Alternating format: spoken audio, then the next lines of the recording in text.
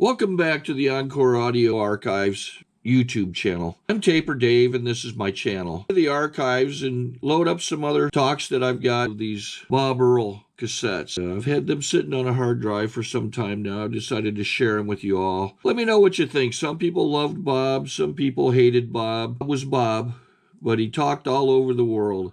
I mean, he's from Los Angeles, Beverly Hills area, and did other things. I think he was a writer. Just click down below, like or subscribe, or both, like and subscribe. Just click down below, like and subscribe on my channel. It helps me out. Just a little click for you, doesn't cost you anything, and I'm bringing you some Bob Earll. And have a good day if you want to. Thank you. I am Bob Earll. I am a drug addict and an alcoholic. And thrilled and delighted and honored to be at the third Roundup. It's really a pleasure. I'm glad to be back. I think the energy here is great. I think you're in for a tremendous Roundup. I mean, you got a lot of outstanding speakers. I haven't heard Sandy in forever, and I'm looking forward to hearing him and all the rest of the speakers, Duffy and Irish Andy and Clancy, because it's a lot of energy. Coming over the hill in the van was nice. There was a lot of energy in the van of all kinds, just cooking, you know. And I got here and took a little run on the beach and, had some dinner and didn't have my glasses, so I overpaid my check by $30. Plus it's carrying the crap out to the light where I could see it, you know. It's one of the serious faults throughout my sobriety has been a need to look good at all costs.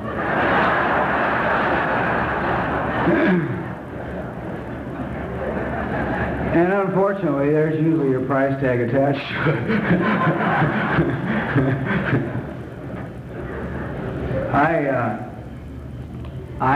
Well, you never know, you know, I'd say. You could have had lunch, Mike, for Christ's sake. Annie had a hamburger, it didn't bother her. I was there and say, oh, gee. Well, you know, it's interesting. It's I have a lot of fun with all me today. This is me. This is who I brought, and I'm not sure exactly what the talk is all going to be about. But some of the things that are important to me today. One of them is nutrition. Another one of them is exercise, so. You may hear me talk about some of this stuff, and I hope to tell you how I got there, because today this stuff is part of my life, a very important part of my life. I made a decision a while back, which is I would really like to not die from a degenerative disease. You know? I like to just go out, whatever age I go out, as an old man dying from old age. I just hate to go from emphysema or cancer or contact diabetes at age 60 because I've consumed 3,600 tons of sugar in 25 years of sobriety.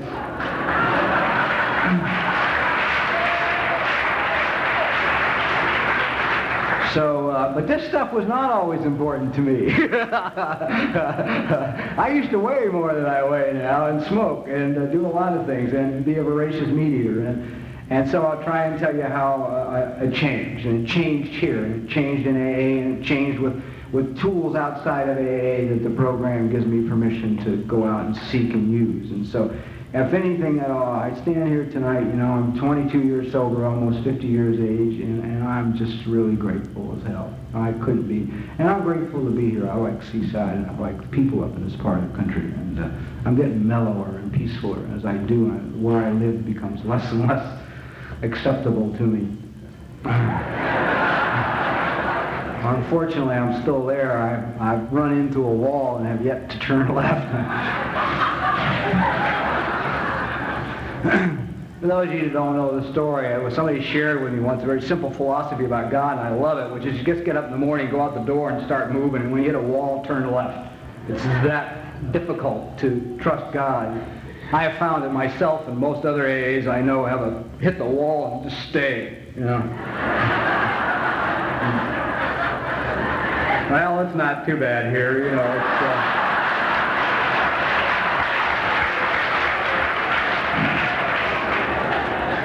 It's not exactly what I had in mind, Or if you have high metabolism, you'll get back and take a 100-yard run at the wall. And it'll cave in, you'll be on the other side, you'll have what you want and wonder why the hell you went through the wall in the first place, you know.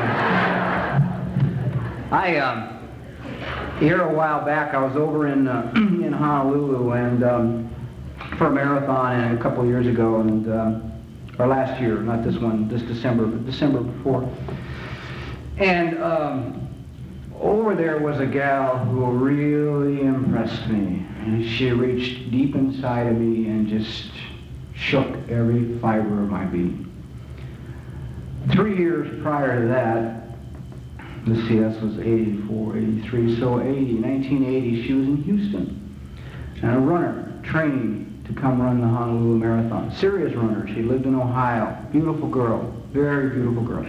And she'd gone from Ohio to Houston to train for this marathon so she could run in the humidity, to get accustomed to the humidity so that when she got to Honolulu it wouldn't, wipe her out. And so running was very serious. And she was running in this park in Houston, and she was shot by a sniper who, no one she knew, no particular reason, just a sniper in the park shooting at random people. And the bullet severed her spine and paralyzed her. So I didn't know any of this until I met her in Hawaii. And when I met her, she was there in Honolulu 3 years after being shot in the spine, entered in the wheelchair marathon. And she won it for women. And after it was over, I just, watched her. And I saw in her that spirit, that great human spirit, that spirit that says, yeah, let's go for it and give it our best. And I'm convinced that that spirit exists in every one of us that's here tonight, sober. That spirit got us here. We may think we got here because we're sick and tired of dying, but to be sick and tired of dying, you got to have something in you that wants something else, or you'll accept the dying, because we all know people who have accepted the dying and chosen that way. And it seems to me like from the time I got here, after a while, I had this great spirit, this childlike, this child energy in me that is unbounded. It's just incredible. And yet, in my opinion, I have spent 22 years trying to shut it up. I have put a lot of energy into holding it down, a lot of energy into not dealing with it or coping with it. And that's for a lot of reasons. In the beginning, in sobriety, it was like the beginning was, the beginning was the beginning. You're nuts and you follow instructions. And, you make coffee where you're told, sit where you're told, mop the floor as you're told to mop. You either love it or hate it. I happen to hate it. You do all these things until some of the wiring gets restored, and then you begin to think. Once the thinking process began for me, the trouble began for me. I probably could have been a very happy guy living somewhere in a charmed life if I could just not ever hook the wiring back up and begin to think, because I am the only one, really truly, who in my life works against my own best interests. Nobody else is ever out there wiping me out, telling me about things I can't do. I'm the only one who sits home spending all this time telling myself about the things I cannot do, things I cannot accomplish, goals I cannot achieve. And it's interesting in sobriety, I was forced to surrender spiritually about 4.5 years in, almost 5 years sober. It was that or die. It was trust an unseen God I had no idea or opinions or attitudes about with my life, or die. And so I made the spiritual surrender. And out of that spiritual surrender, a lot of good things happened to me. On walking that path, I became a writer. I have no education. I have a 10th grade education. I'm a phonetic speller, and I've failed English ever since the 4th grade. And yet I have earned my living for the last 17 years as a writer. So, wow, God did that. But I've also wiped myself out consistently throughout the 17 years in a lot of ways. And there's a lot of stuff that went on in sobriety that I never understood while it's going on. And now, with the aid of other tools, with the aid of therapy, a lot of stuff, I can look back now and see what the hell was happening with me, right? Like relationships and sobriety for me were a bitch. Yeah. God. All right. I just told him, cars in back of the building by Bounty Restaurant will have to be moved or they will be towed.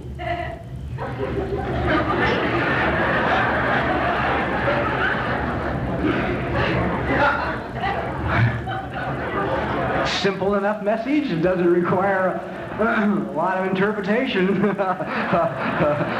As much as I love to interpret. Give me some time with it, maybe, you know, I can...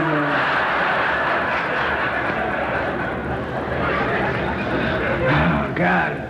My relationships for me were kind of like being parked behind the Bounty Restaurant.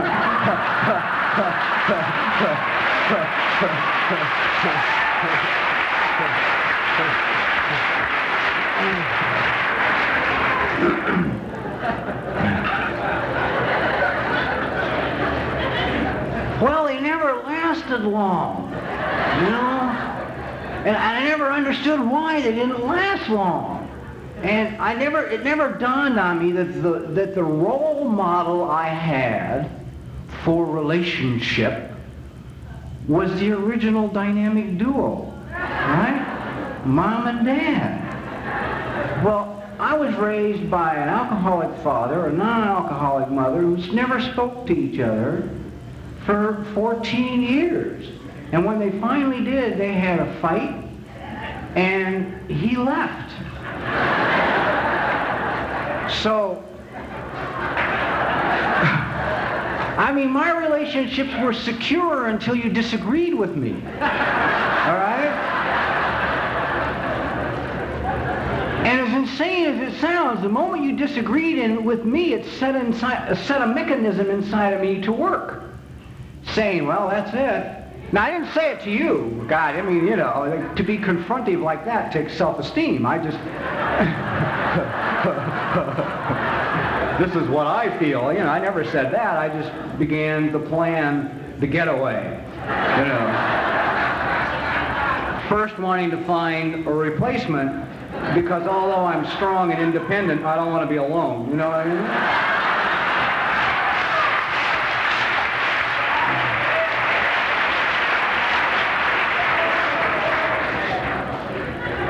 So,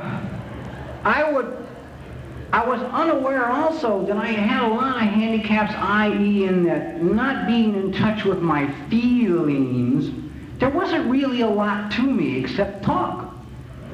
So it's like a vaudeville performer who has 3 or 4 dances, you know, and a couple of songs that he does. And that's it. Okay? And in the beginning, when you first meet these girls, and it's better if they're, you know, around a year of sobriety or less. Because if they're sober longer, they already want more than you got going in, you know. Right? And in those days, when I was first sober, I picked women who were older, you know, because mother never did it right. I was trying to find somebody that would, you know. So I would do my 3 dances after the initial energy, which is always great. You know, you come together like 2 trains and nobody sees either one of you for 10 days to 2 weeks, you know.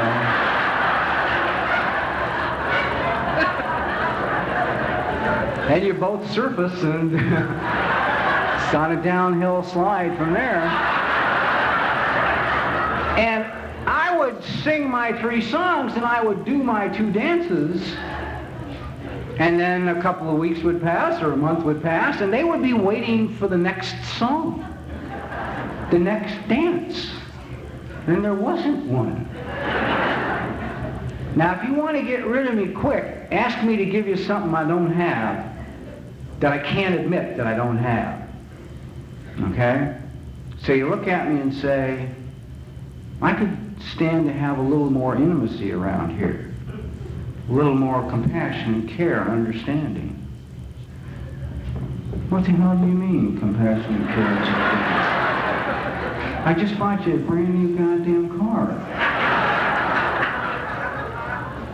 You know, what more do you want? I mean, how better can I show you I love you than spend 3 hours with a salesman talking football, you know. But I didn't know, I didn't understand, and so when you ask me for what I ain't got and I can't tell you about, I'm gone. I'm not gone that moment, but I am working on it now. I'll do whatever I have to do to get gone, you know, and I would go to any length to get gone, all right? When I rolled into 8 years of sobriety, nothing, this behavior pattern had not really changed at all, you know. It was just, it was it. That was it. That was the shot. That was the best shot I could do. And then, when I was 8 years sober, I met a lady and I fell in love, and we had a couple of years together. And then we got married, and 4 months after we got married, she died. And good things happened, and she was older, and had been 11 years sober, and had been on a 1.5-year slip, and had just come back. So I was, you know, in pattern, you know, had nothing had changed for me. Although I was 8 years sober now. But she had some gifts that she gave me. One of them was that although I had no self-esteem, and by that time I'd been writing for 3 years, I always lived in this terrible fear that they were going to find me out. I don't know what the hell, I'm always worried they're going to find me out. And I keep asking my mind, what are they going to find out? And it just goes, don't worry, they're going to find out. You know. And when they do, you're through, you know. So it's like, so I'm walking around knowing that I'm not really a writer, knowing this is really a joke, knowing this is fraudulent behavior on my part, knowing I've had really dumb luck. And this woman is excited by the fact that I'm a writer and thrilled with the process of writing and creating herself. And I learned to stand up a little bit, say, because I would never tell people on an airplane or anything what I did. I was embarrassed, you know, because it's like, some people say, what do you do? I say, oh, you know, about what? An immediate warm response, opening the door for communication, you know. And it's like, I just couldn't tell people that what I did because I was ashamed. I was ashamed that I did something that was kind of interesting and paid money. I was ashamed. I didn't know why I was ashamed. I was just ashamed. And she gave me a little pride about that. And then she died. And I wasn't even in touch with my feelings enough after she died to feel the pain, to feel the horrible pain. I had to wait 10 more years to feel the pain.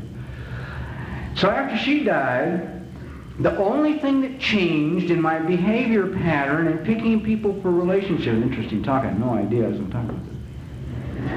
And picking people for relationships was that somehow subconsciously I now had a horrendous fear that if you were older, you would get sick and die and leave me. And I didn't want that, so now I was dating girls all of whom were under 25. No longer older, just under 25, still about a year sober because they still went for the 3 cent, you know, and they liked the 2 songs. And it's like, so as long as I could do the dances and sing the songs, I was okay. Now the only thing that helped the relationships last longer now was I was making a lot of money. Clap, girls, because they have it. You know, your sisters have got it. I sure as hell don't.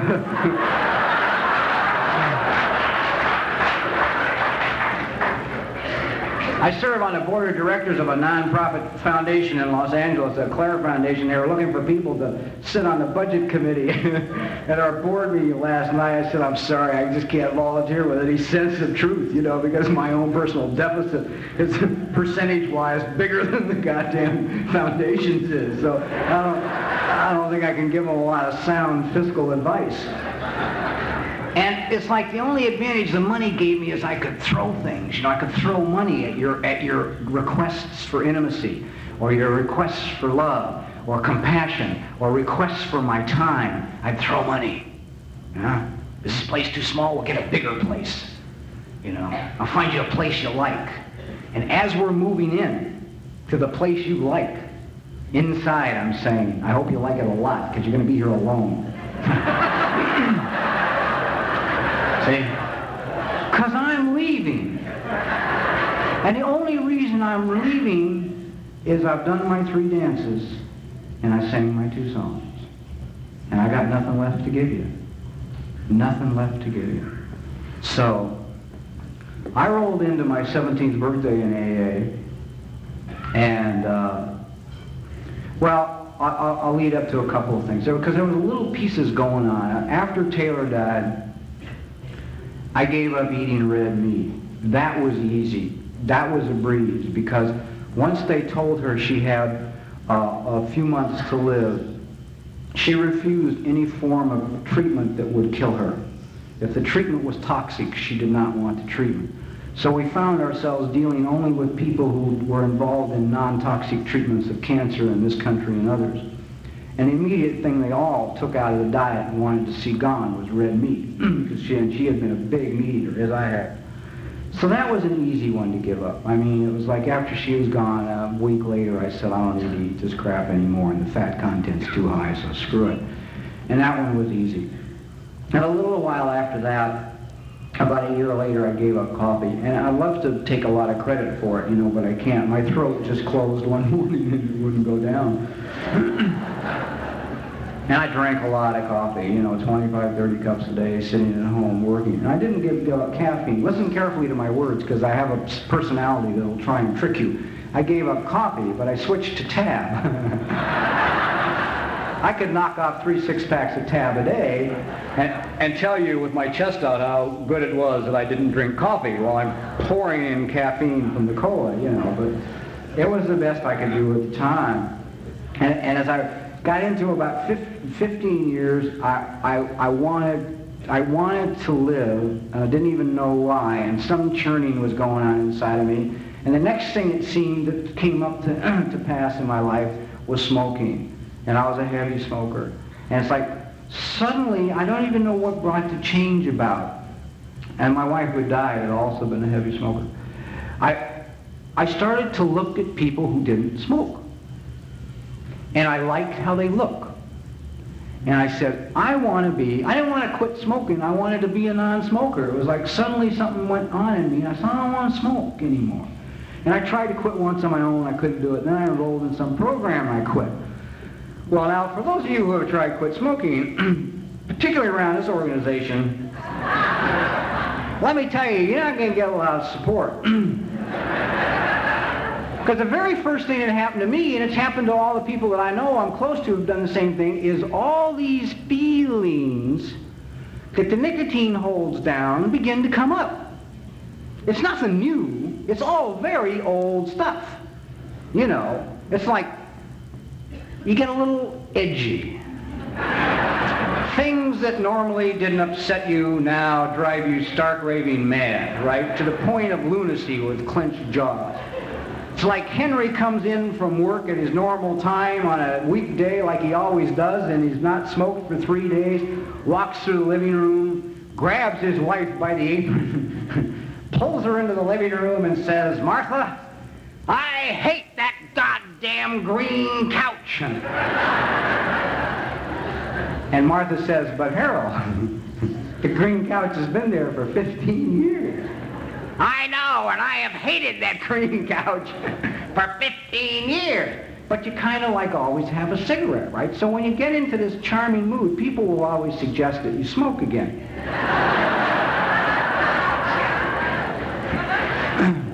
The mood is short-lived, it really is. And I found, or at least for me it was. And once I got past that point, I found out I wanted to share the good feelings with people I cared about, right?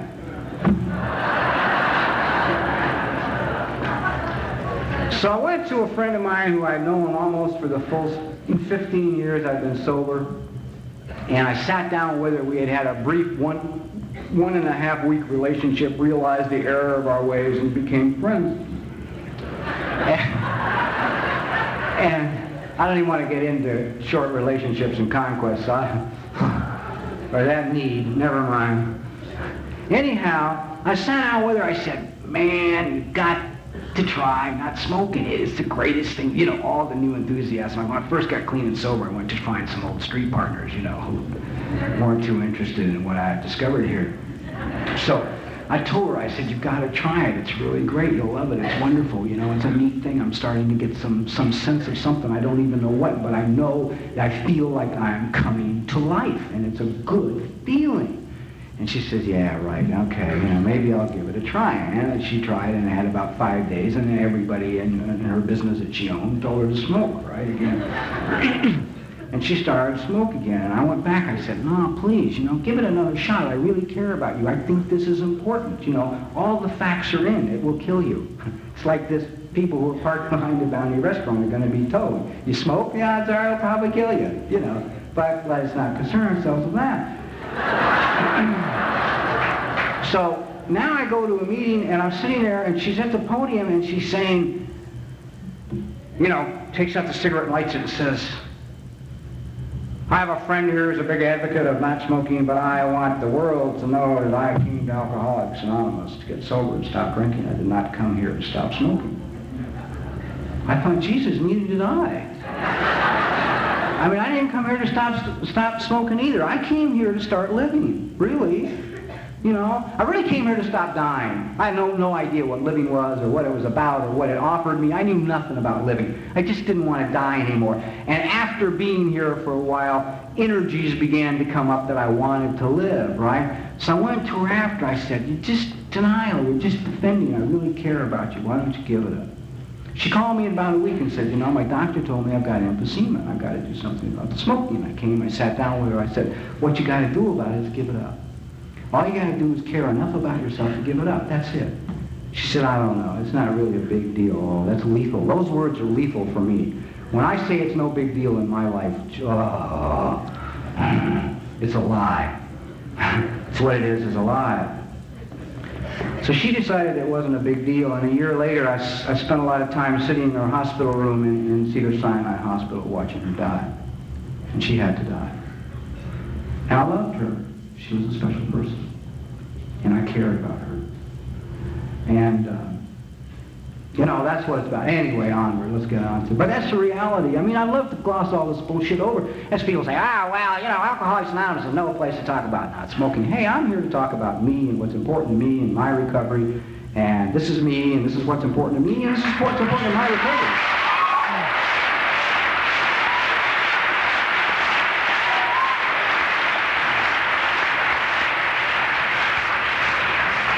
So now I'm 15 years sober, I'm not smoking, I got a great job. I go out and do it one more time, you know, married one more time. It's the 5th time.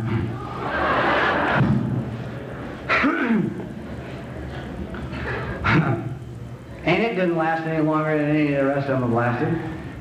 I moved to Santa Barbara to try and save the marriage, thinking, you know, small community, beach community, walk on the sand, and, you know, all that. Anything but give. Well, you know, and people just kept saying, give me more, be intimate, care about me, give me something. And I would stand there like, what do you want?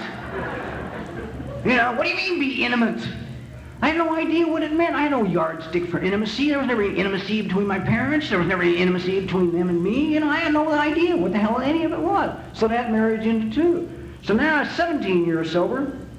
And if you looked at my outside life, you'd say, gee, this guy's got it made. 17 years sober, driving an expensive car, living in a penthouse apartment at the beach, another 25-year-old, 11 months sober.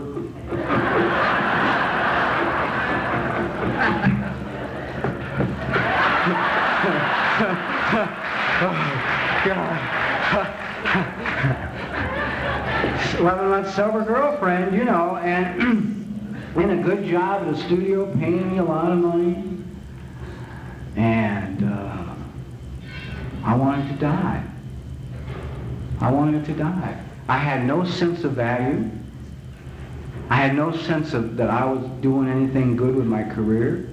I had no sense of relationship. One more time, I had one more person looking at me saying, give me more. And I didn't know what the more was, and I didn't know where to go to get it.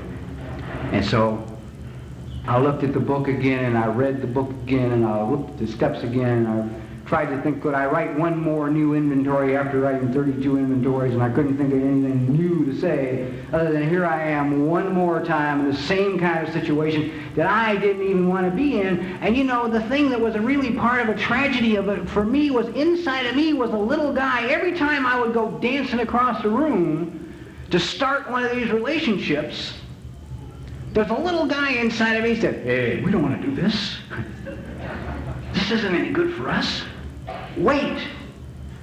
Yeah, right? The mind would say, quiet, man, just stay down there and shut up, you know. So, mind your manners, don't interfere in things that are no concern of yours, right? I had no idea what the little voice was, so I ignored it, like I had ignored my instincts all my life. Okay? I can reflect back now on my whole life and think of hundreds of times that I was about to do something and an instinct inside of me said, no, no. And I would just walk right on by the instinct, right into whatever it was, marriage, divorce, employment, quitting a job, whatever. I would ignore the instinct. You see, because one of the things I've learned about listening to instinct in me, listening to my intuition, is I must be willing to be spontaneous. And in order to be spontaneous, I must be willing to risk looking bad. And in order to risk looking bad, I must care enough about myself that I know if I look bad, I'm still okay. So that if you catch me in the streets in my shorts, because my house is burned down, I'm still okay as a human being. Me, Bob, as a human being, has not been diminished by the fact that I'm standing here in my jockey shorts talking to you in the middle of the street. It's the same thing with hitting the wall and turning left. Spontaneous. In order to do that, in order to just stroll out the door, take God's hand when I hit the wall, be willing to take a risk and turn left, right? Into the unknown. You know why I can't do that? I can't do that because I discovered not long ago I have an almost impossible time doing anything I haven't experienced before. Okay? Now, that will limit your life a lot. It's not that the opportunities didn't come, it's just that I couldn't partake. People would come to me and say, hey, none of us have ever been to the what-do-you-call-it. Let's all go to the what-do-you-call-it and see what goes on. Oh, God, I really can't. I'd like to, but I made plans. I got to pick a couple of new guys up and get them down to detox, or I'd be glad to go with you. And they would all go off and experience what-do-you-call-it, and I'd go home alone and watch TV. Because I knew how to do that. I had done that before. And I wasn't at risk. Because there wasn't enough of me to be at risk. So when the suggestion was made, when I was sitting here 17 years sober with what appeared to be a wonderful life and wanting to die, to seek out therapy, I went. Now, I had always been open-minded to therapy. Anybody I sponsored who went into therapy, I fired immediately. I had just said, look, obviously whatever it is I have to offer you isn't sufficient, so why should we burden ourselves with this relationship any longer? I wish I could have talked to the girls like that. It would have been great. Could have saved a fortune.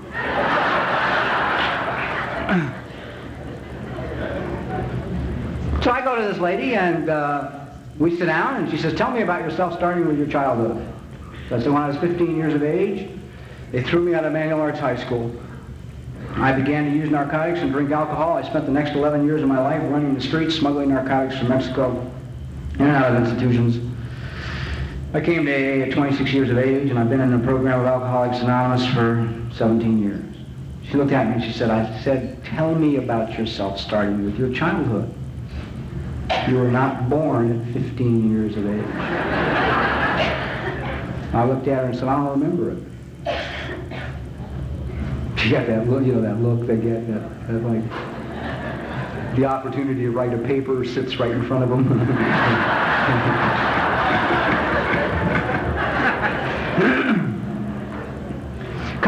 17 years sober, sitting in AA meetings, and somebody would get up at an AA meeting and say, geez, you know, so-and-so said such and such to me, and it hurt my feelings. And I didn't know what they meant. I didn't know what they meant. I didn't know what it meant to have your feelings hurt. I didn't know. Of course, the state of California had criminal psychiatry said I had a couple of problems, but I didn't know what they meant. I watched this very scary thing the other night on this guy, Lucas, or whatever the hell his name is, the guy that's confessed to 300 and some odd murders. And they asked him what he felt, you know, when he did it. He said, nothing. Well, how long were you guilty or upset about it after it happened? He said, not at all. Once the killing was done, he walked away. I thought, God, I remember being 17 years sober and not really feeling much of anything. And I thought, oh, Jesus, feelings, you know, are so important to me.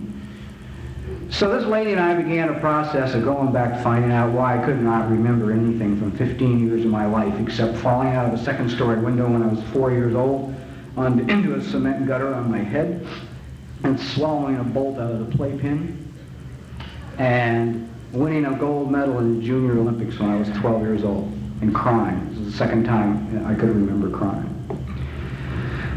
And what we went back and we found out is I am the product of a typical home, it seems, of most people, the majority of people as far as I can tell, in Alcoholics Anonymous. One alcoholic parent, one non-alcoholic parent. And the thing that began to uncover is that if you were raised in that kind of household, you're not raised like a normal kid.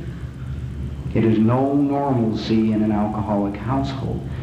And it's like, God, you know, and I meet people now and I talk to people now around the program, just absolutely, I sit sometimes and cry with people because people will come up and they will tell you about this childhood. They'll be 10 years sober. And they will have been raised by 2 alcoholic parents, and they will have been beaten and battered and tied up and burned and destroyed and taken to hospital after hospital, near dead. And yet they've not said a word about it. Like it doesn't matter. Now, to say that that doesn't matter, you know, well, I don't know. I mean, I can only talk about me. What I began to discover is the first thing that you lose, or I lost being raised by the dynamic duo that raised me, is a personality of any kind. No identity. I was not allowed an identity. The only identity I could have was formulated. I became a peacekeeper.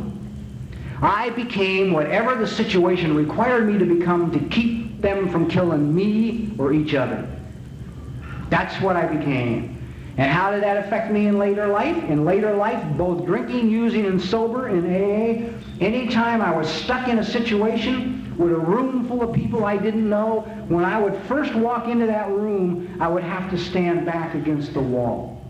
And the reason I had to stand back against the wall is because I had to watch you guys to see how you talk to each other. I had to see how you stood, your posture, listen to the tone of the voice, hear how you laugh, you know, just find out how you did it. And once I was comfortable with how you did it, then I could come off the wall, walk out into the room and shake my hand, put my hand out and say, hi, I'm Bob Earll, how are you? The tragedy of that is that whoever really is Bob Earll, I left back on the wall, see? And I left him back on the wall because he wasn't good enough to bring out to meet you. So I had to create somebody. I had to create somebody. I wasn't enough, right? Mm-hmm. Two of the other things I learned is no emotional extremes are allowed, or they weren't in my house. Crying,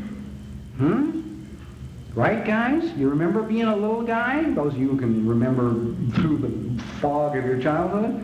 You fall down, you scrape your knee, your skin is hanging off of it, you come bopping into the house, you got tears streaming down your face, the pain is merciless, the old man's drunk, and you say, oh God, my knee hurts, and Dad says, and you know, the typical macho bullshit, stop crying, it's not a big cut.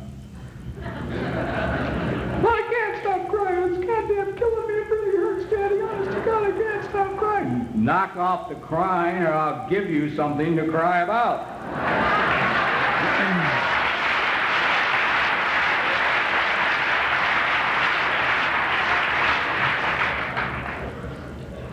I can't stop crying.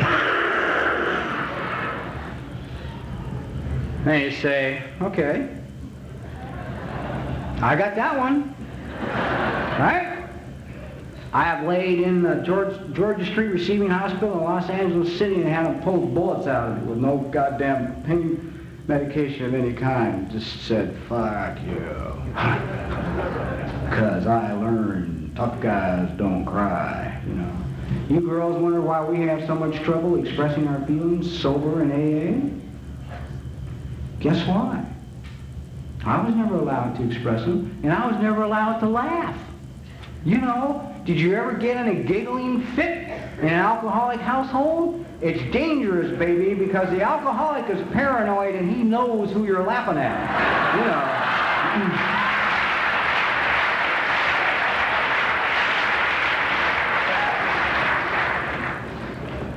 So, you know, no wonder I couldn't laugh, and no wonder I didn't know how to get down inside and feel any feelings and cry. And to keep the whole story really short, it's like what I learned is that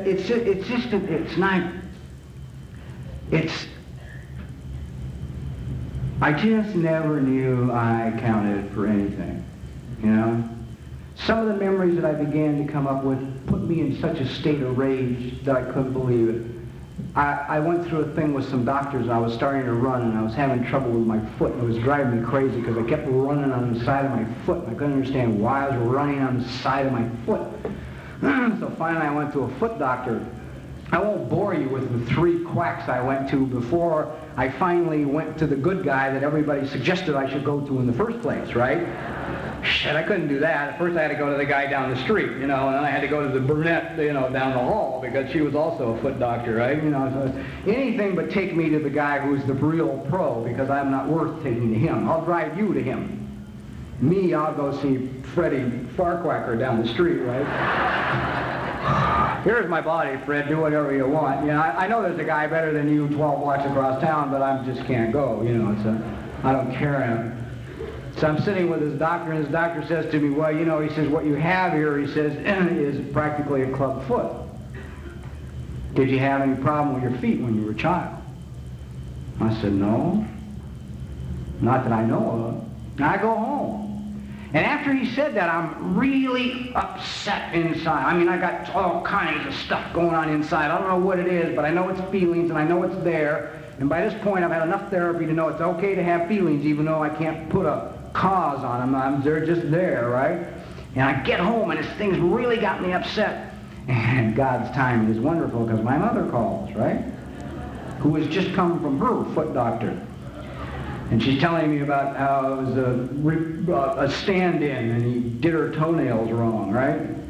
I said, Mother, was there ever any problem with my feet when I was little that I don't know about? She says, no, not really. We just had high arches and required special shoes, but it was, you know, no big deal. So now I hang up the phone and I'm homicidal and I don't know why. I don't know why. I have no idea why. I just want to kill somebody, you know. I'm out driving through traffic looking for somebody to cut me off so I can become a lunatic, right? So I go see my therapist the next morning and I tell her about this, and she says, well, why don't we go back there and see what the hell's going on and see what we can find out. Well, what we found was a 2-year-old little boy standing in a hallway with tears in his eyes, and he's talking to his mother. And he says to his mother, he says, that his feet hurt. The shoe's too small. It's too small, and his foot hurts. And his mother says to him, probably the thing she said more to me throughout the 14 years I was at home than anything else. Shh, your daddy might hear you and get mad. And it's at that point that I realized if I wasn't worth buying shoes for that fit, I mean, you think kids don't file that stuff? That thing doesn't register? Man, it registered with me because that's where my self-esteem came from. I got so much in touch with some of that stuff when this last year during the Olympics, I probably went through 15 boxes of Kleenex, right? First of all, for those of you who don't know, one of the things I've discovered in this therapy, which is beautiful, is I was introduced to my own little kid who lives inside of me. Now,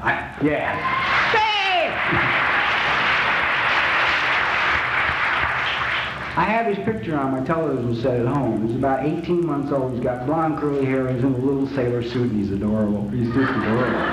He's got a dumb expression on his face, totally uncool.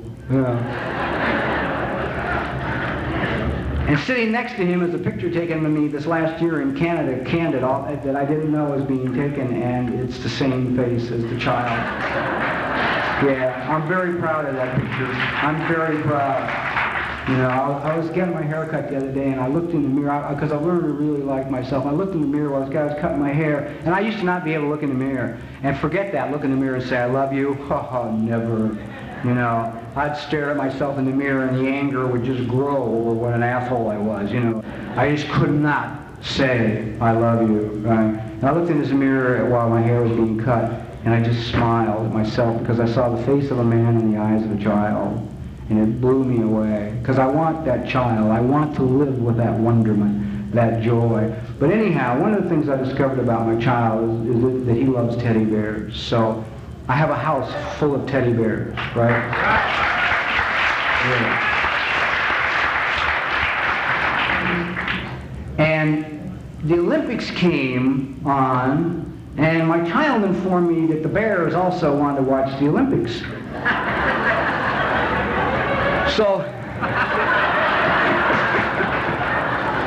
So if you had come into my manager had come into my apartment while I was out, while the Olympics were on, he would have thought I was over the edge, right?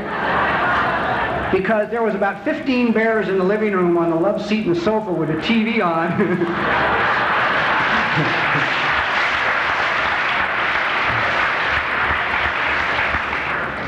And they were all watching the Olympics, and then in the bedroom in a half circle on the bed were the other 15 bears all sitting up watching the TV set in the bedroom, watching the Olympics. And my partner in living up here is from Canada, so I had some American bears and some Canadian bears, and the Canadian bears had Canadian flags so they could cheer for...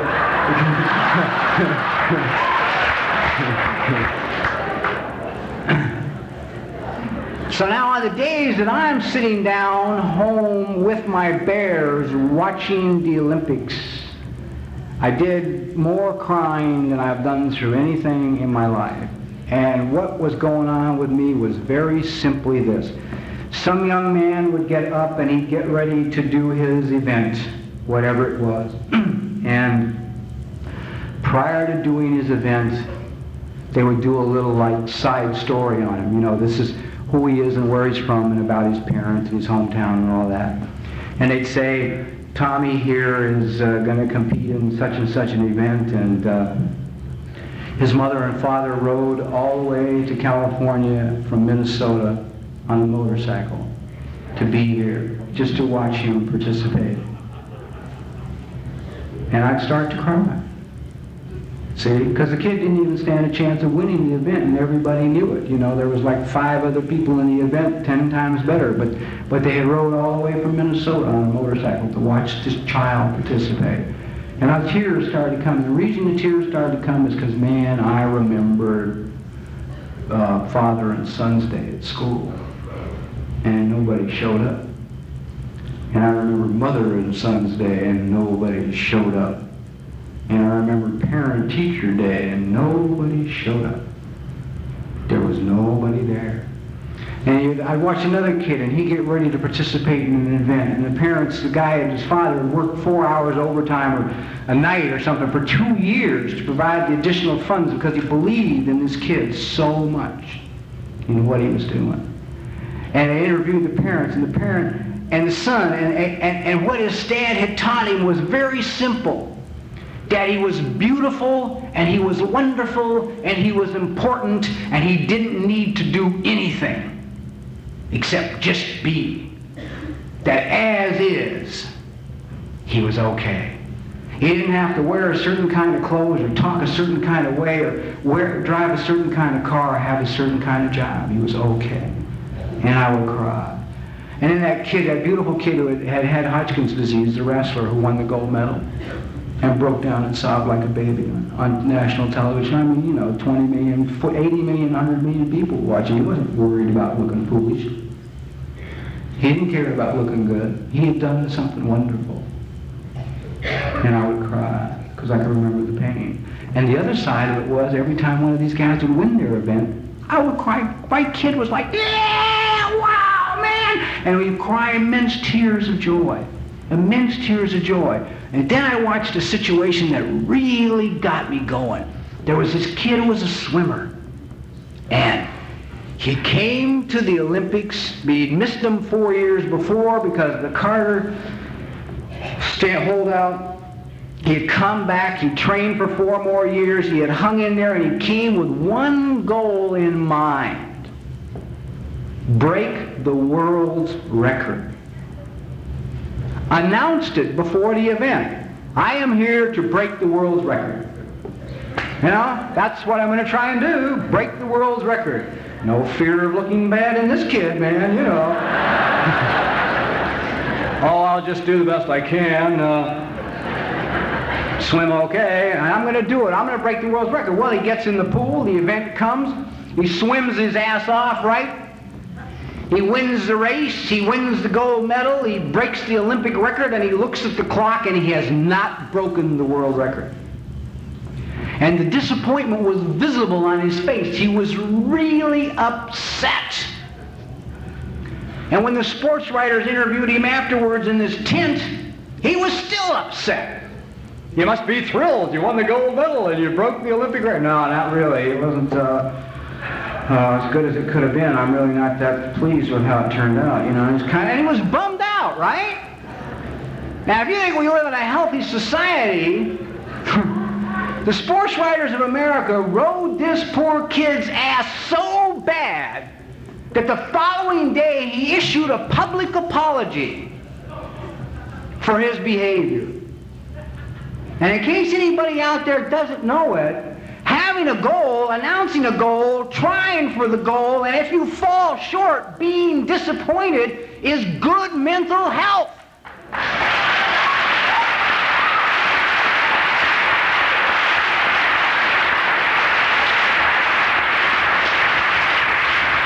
Hell of a lot healthier than my standing around when the guys are going to whatchamacallit and I have to say, gee, I have 2 newcomers to pick up, I can't go. And I take me home and sit down in front of the TV set because I'm afraid to risk, because I'm afraid to look bad, because there's not just a whole lot of me here. The process, what has transpired in this process has been, in meeting the child, I also had to meet the adolescent. He's a pistol. I'll tell you about the adolescent. He's just a whole world of fun, he is. You guys all know who he is, right? He's the one when you're driving down the streets giving you whiplash.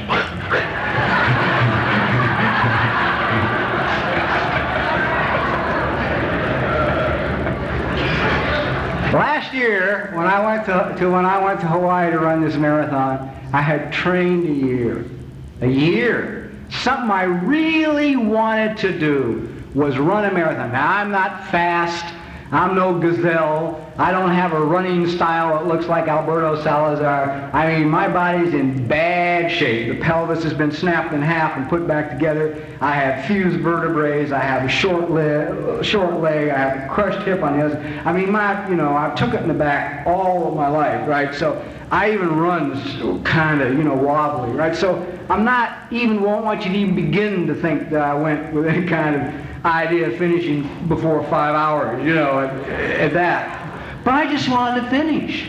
My kid and I want to go run this marathon, and I trained and worked hard, and I ate right and slept right and did it and didn't kill myself and got up. The last run I made before I left for Hawaii was 22 miles.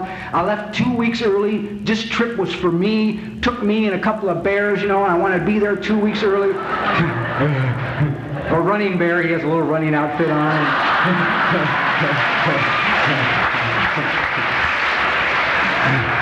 And then Bear, who, has been around forever. So I took took these bears, and I get there, and it's like, God, I'm 2 weeks early to get used to the humidity, and I'm not using any air conditioning in the rental car. I'm not using any air conditioning in the hotel room. I mean, I'm really trying to do it right. I'm trying to be responsible. And so I work out with very light weights at home, just some aerobic weight workout. And I thought, well, I need a gym in Hawaii for 6 workouts, prior to the race. So I call around. I finally find a gym that'll let me come in and work 6 times. Some, super sports fantastic center in Honolulu. So I stroll into the Super Sports Fantastic Center in Honolulu and make arrangements to work out 6 times and walk through the magic doors, and I'm confronted with knotless machinery, which I've never seen before in my life, right? Because I use free weights at home. Now, come on. There were instructors all over this place, right? There were guys looking like Mr. America in their t-shirts with staff written, and there was adorable little girls in their little dolphin shorts with their little tank tops with staff embroidered over the left breast, right? There was, God knows, plenty of people to walk up and say, how does this machinery work, right?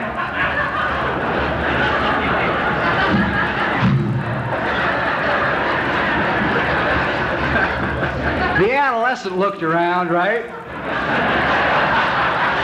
At the Mr. Americas, and these adorable little girls in their dolphin shorts, and he says, hey, we're cool.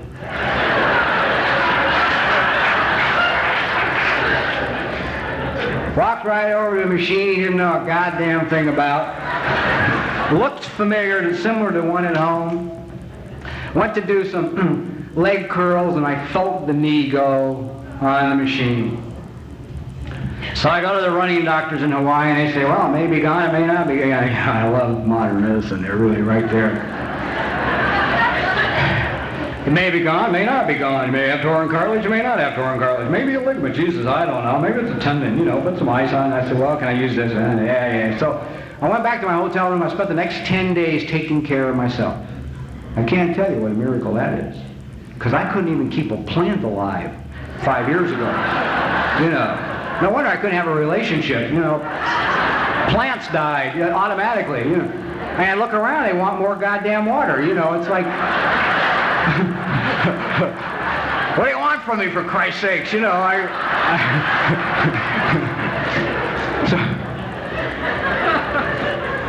now I'm stuck over there, and I have to take care of me. I take care of me, and I nurse the knee and I ice, and I put the medicine on anyway. I went out and tried to run the marathon. I got 18 miles, and the knee went, and that was it. It was goodbye, Charlie.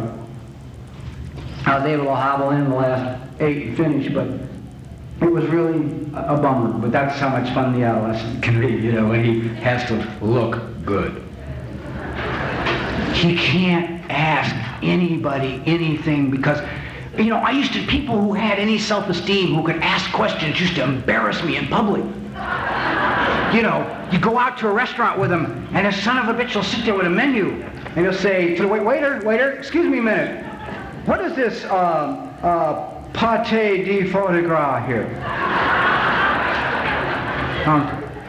I'm thinking, oh man,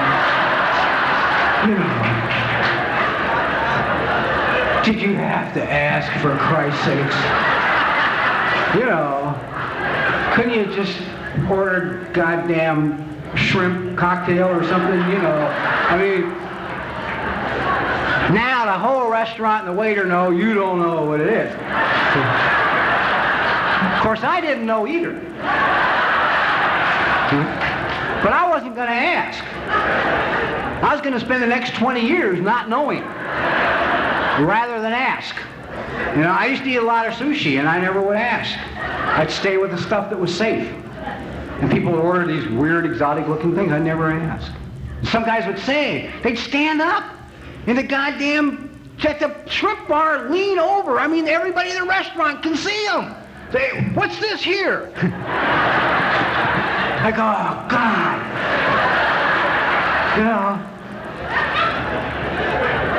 I used to eat meals. I'm talking about, forget drinking and using sober. I ate so many meals I didn't order. And food, it was cold. Because I couldn't send it back. Because I didn't deserve what was right, or what was proper, or what was okay, or what was ordered. There wasn't enough self-esteem there to get that stuff.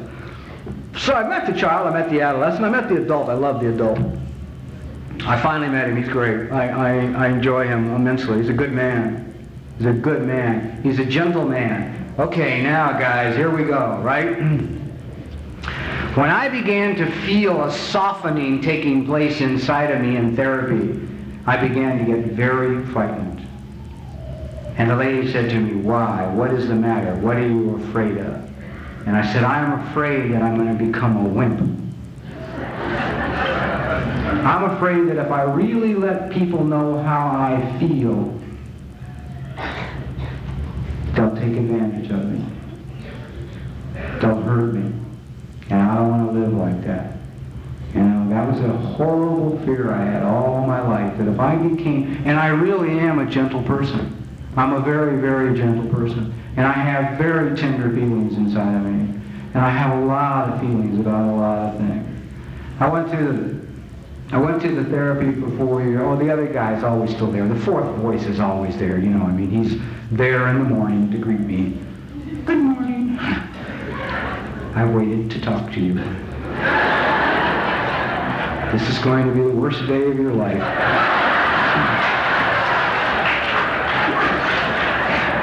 All the program, all the nutrition, all the therapy is not going to get you through this one.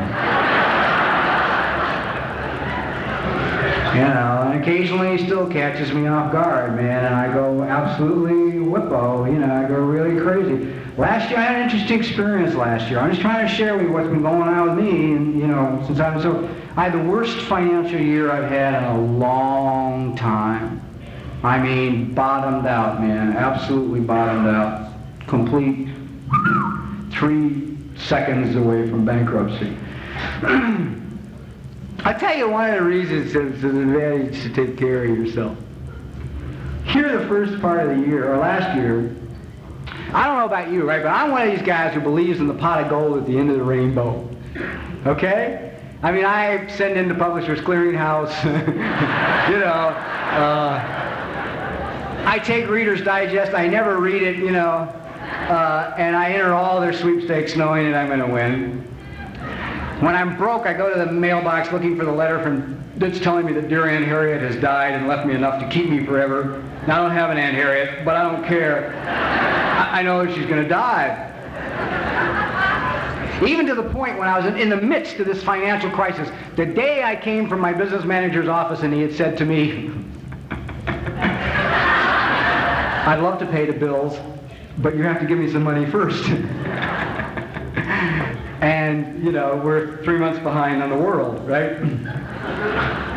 So I'm driving down the street with this, depressed, and I was really depressed. I was depressed, I was scared, I'd forgotten my spiritual, you know, any spiritual sense or trust or faith in God. I was totally goddamn panicked. I knew I was on a blacklist at one network. I was like, this is what I'm going to do. And I look in my rearview mirror, and behind me is this really old Cadillac limousine. And it's being driven by a driver who was around when the Cadillac limousine was new. And in the back seat is a very little old lady. And my spirits just improved. You know, it was like I knew that in a block or two, he was going to honk his horn, flash his lights, have me pull over. The little old lady was going to get out, give me $1 million. I was going to fall down in the street in tears, you know, to show my appreciation. And she had found the right person. I turned left, they went straight. Right? So, but I believe in the pot of gold at the end of the rainbow, okay? Firm believer. Well, the first part of last year, up in Canada, this couple, when Lois and I were up there, won the Canadian lottery, the big lottery. $14 million. 2 things different about Canadians' lottery, Canada's lottery from ours. A, tax-free. B, they give it all to you at once. Okay? This guy and his wife have just won $14 million.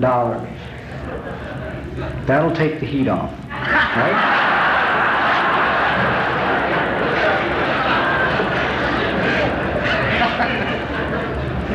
Might even pay off all the ex-wives.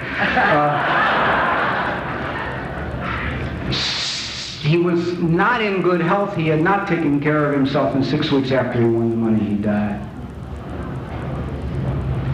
That's it. He got his pot of gold. One of the reasons I enjoy taking care of myself today is I may not hit Publishers Clearinghouse till I'm 70. You know.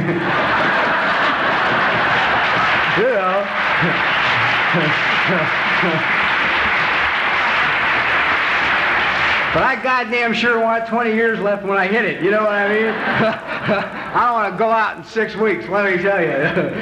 No way do I want to go out in 6 weeks. Anyhow, I was having the worst year. There was no money. I was into panic. I was trying to pray, meditate. I'd get up in the morning, and I had, throughout different periods of my sobriety, I'm a seeker. You know, I'm going to go out and I will go to this ashram or down to the self-realization fellowship, or I'll learn this kind of meditation or this kind of meditation, and I will structure my day and sit for 4 hours. And I mean, I went through all that, 8, 9 years sober in there. Probably kept me into the 10th year. But anyhow, it's like I knew how to meditate. I knew how to get quiet. I knew how to achieve hours of silence. It's not like it was brand new to me at this point. And I'd get out in my living room, I'd sit down, and I'd fold my legs, and I had my hands, and I'd sit there, and I couldn't get quiet. I was like, God, the voices and the panic. I was like, oh, shit, what are you going to do? You know, if Chase Manhattan isn't tolerant, it's bankruptcy. You know, first in the list went on. You know, who could sink me with one phone call? You know, and I'm like crazy. I'm trying to get quiet. I can't get quiet. I feel like a jerk, you know. And my immediate thing is, my instinct, and this is very typical, man, of those of us raised in an alcoholic household, man, is what's wrong with me? You know, what did I do wrong? I'm bad. What's wrong with me? And I could not get silent. Had one of my best friends spending time with me. This guy and I have been through, Jesus, through all of it. I mean, this guy I love and I adore. I mean, when Taylor was so sick with the cancer, and they gave her one of the people she went to had a purging thing where you had to drink like Epsom salts for 3 days, right, and totally just purge and wipe out your body. And this guy who's my best friend and his wife were staying with us at the time, and Tommy said, look, Taylor, just so you don't feel alone, I'll drink the Epsom salt with you, glass for glass, for 3 days. And he did. And that's how much I love him. And he was there, and he was trying to help me, you know, and I'm trying to get quiet. Finally, I'm sitting talking to my therapist saying, I'm going nuts. You know, this goddamn financial thing has got me absolutely crazy. You know, and there's a part of me that says, you know, you're not going to get a cherry. I've been here before, you know, what's the big deal? Relax. And another part, I'm silent, I can't, you know, I don't know what to do, and I'm trying to meditate, and I can't. She leaned forward at me, and she went, shh, Bobby, shh, be quiet. I went, oh, God. And I wasn't good because I couldn't get quiet. And she said an interesting thing to me. She said, I'd rather have you walk on the beach. I'd rather have you get up and walk in a park. I'd like to have you talk out loud to God. I'd rather have you do anything, than shh, for right now. And that's, you know, one of the things I'm learning, is to be spontaneous. So I get up the next morning, man, I'm walking through the house, right? We have a serious problem here, guys. We are about to go under, you and I. And I don't know if you care, but goddamn, it's got me scared to death, you know. And I just got some energy going and got some noise going, and it was okay to get a little loud and talk to God and make a little noise. You know, and finally now, today, I get up in the morning, I go in the living room, I sit and I talk. It's a year later now, and things have turned around. You know, it's starting to turn around. I can see it turning around. I can feel it turning around. But I still talk out loud, and I am loving it. I'm loving it. I say all my prayers out loud. I start the day with the Lord's Prayer. It has a lot of value to me. It brings me down. When you're totally broke, man, it really helps to get brought down to right now, you know. I have my daily bread, you know.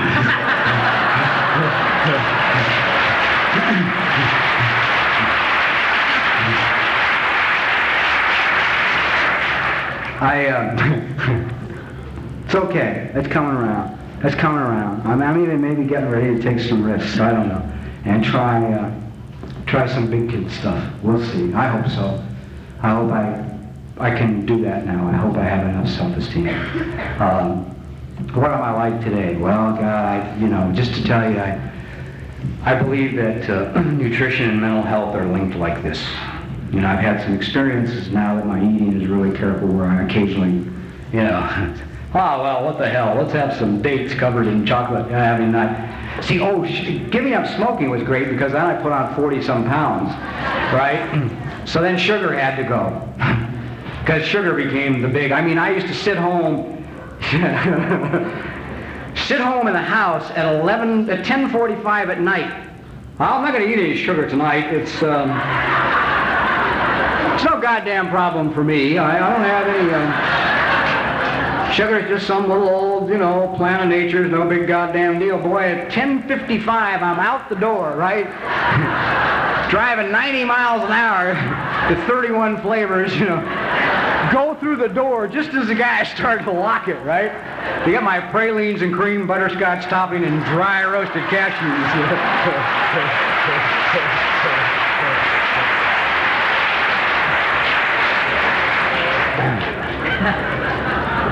So when I went nuts trying to get off that, to get rid of the weight, somebody finally said, every time you want sugar, eat an apple. I said, oh, okay, I'll try that. I did. That was about 5 years ago. Thank God it worked.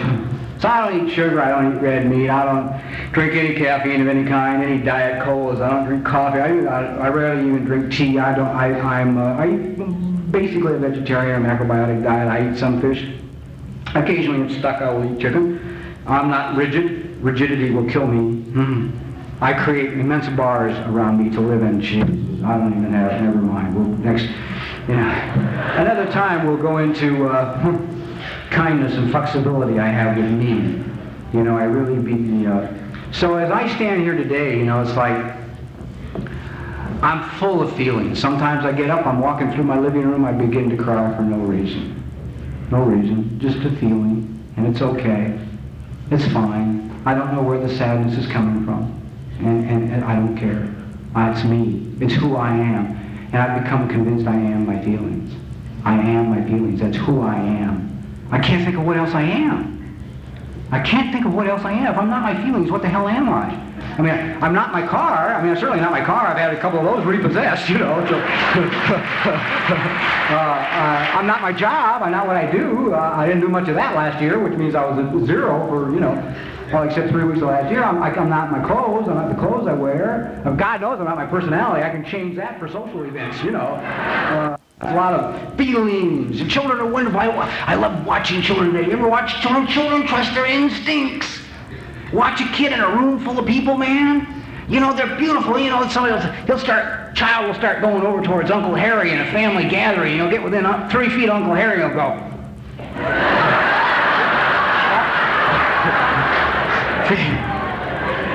Does anybody allow him that? No, come on, Bobby. Say hi to Uncle Harry, Shove him up in Uncle Harry's lap. I was talking with some friends in Laguna here a couple of weeks ago, and I had just finished reading this book. The name of it, I've been trying to think of it. I can't. But anyhow, said a very interesting thing about it. And they were summing it up for me. It was written by a German psychologist, a woman, and she had said, in essence, if you're, all the focus is always on Jesus. It's always on Jesus. And she said, yet if you want to talk about parenting, you should focus on Mary and Joseph. For Mary and Joseph were the perfect parents. You see, they knew they were raising the Son of God. And although sometimes they didn't understand where he was going, and what he was doing frightened them, they learned from him. They let the child lead them. You see, this is what children are for. We should learn from the children. I love watching kids today. The more childlike I can get, I like it. So anyhow, today a guy stand before you, and I gotta tell you, I am pleased to be me.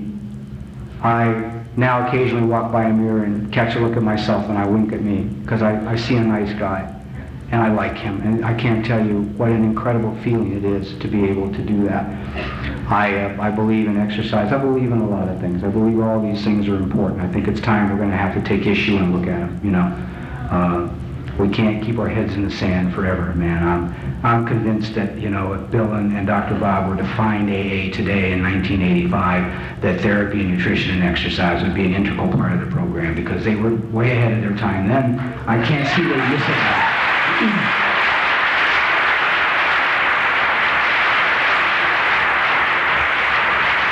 The book says God will constantly disclose more to us, constantly disclose more, and there's a lot being disclosed about the value of these things. The number one reason you will give yourself for not doing any of this is the number one reason I gave myself. And let me get one other quick point.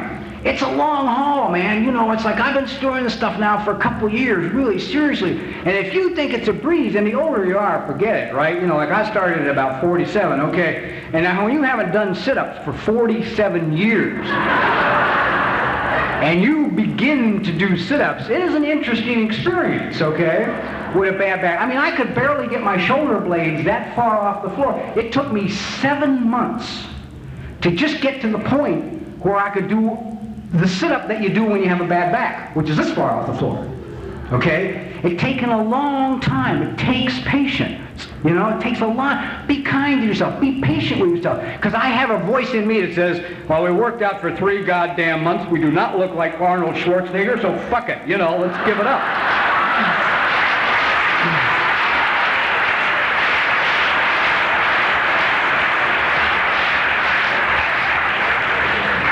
I'm always ready to quit things, right? God, just be patient. Because like I figure now, for almost 50, I'm in great shape, okay? But this ain't the end. My goal is I want to be in better shape when I'm 51.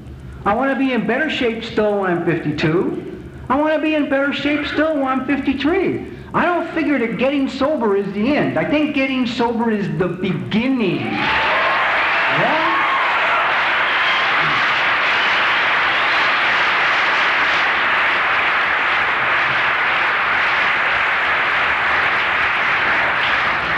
If you're like I was in the beginning, when I started to get this information, and this kid inside of me started saying, yeah, let's do it.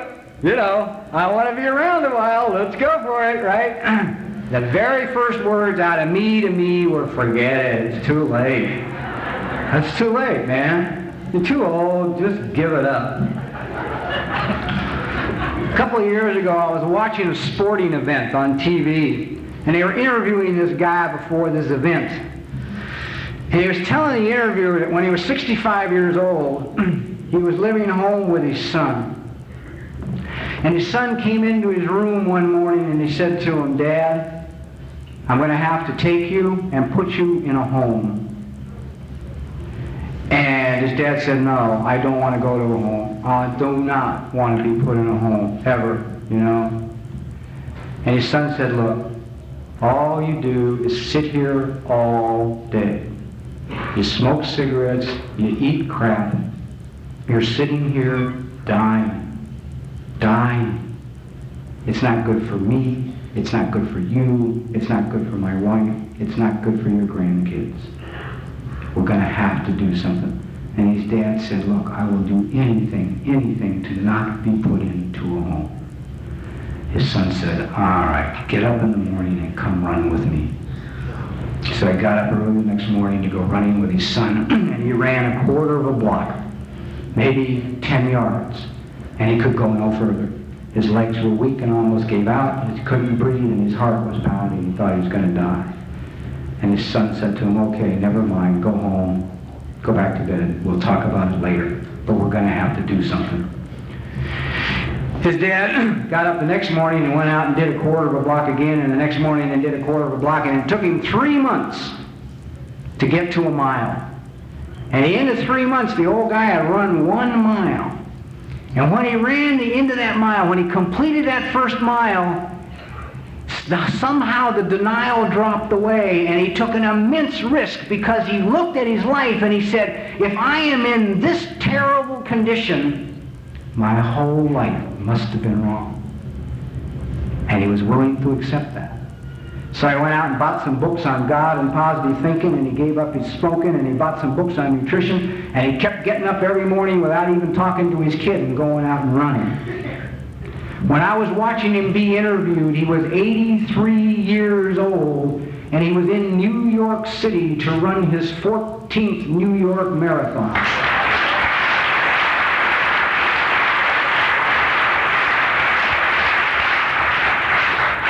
Just a little old man who was going to be put into a home. So, you know, if I have anything that I want to share or try and leave, it's first, I'm just grateful to have been here. It's the energy is wonderful, man. I can't tell you how much I love it.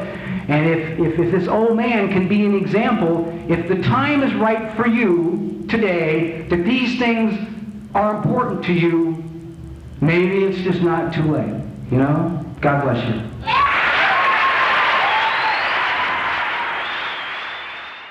Sorry to interrupt your viewing. Taper Dave here. Just wanted to take a second to ask you to like and subscribe to my channel. Let me know if you like what you're listening. I've got some very good talks here, and this one's a great one. Just curious, do you think this is better than Zoom? Tell me what you think. Okay, this is how I prepare my drone for launching. I like to do it inside the cab of my truck so I'm not standing outside in the weather. To install the joysticks for control, up and down, right and left, powered on. I have an Android phone that I use to connect it to the drone with. And it's actually controlled through the iPhone, through an app. Oops, wrong way. It's actually controlled through the iPhone, or through this Android phone, through the app. It's actually controlled through the Android phone, through an app, and you connect it through this short connection right here.